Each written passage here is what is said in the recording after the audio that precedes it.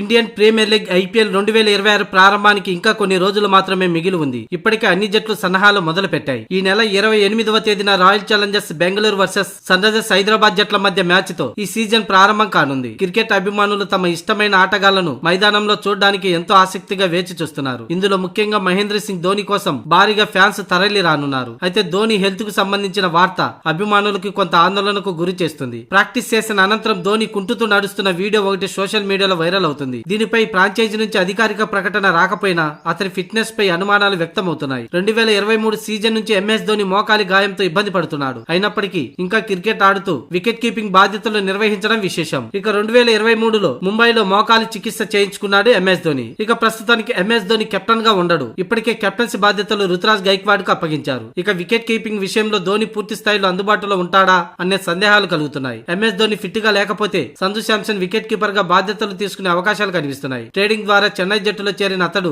ఇప్పటికే ఐపీఎల్ లో రాజస్థాన్ రాయల్స్ కు కెప్టెన్ గా పనిచేసిన అనుభవం కలిగి ఉంది. ప్రస్తుత సంజు అద్భుతమైన ఫామ్ లో కూడా ఉన్నాడు. టీ20 వరల్డ్ కప్ లో భారత్ విజయంలో కీలక పాత్ర పోషించాడు. ఇక ఈ సీజన్ లో మంచి ఫలితాలు సాధించాలని సిఎస్కే జట్టు లక్ష్యంగా పెట్టుకుంది. అయితే ధోని ఫిట్నెస్ పరిస్థితి ఆ జట్టు ప్రదర్శనపై ఎంత మేర ప్రభావం చూపుతుందో అనేది వేచి చూడాలి. సిఎస్కే ఈ సీజన్ లో తమ తొలి మ్యాచ్ రాజస్థాన్ రాయల్స్ తో 30వ తేదీన తలపడనుంది.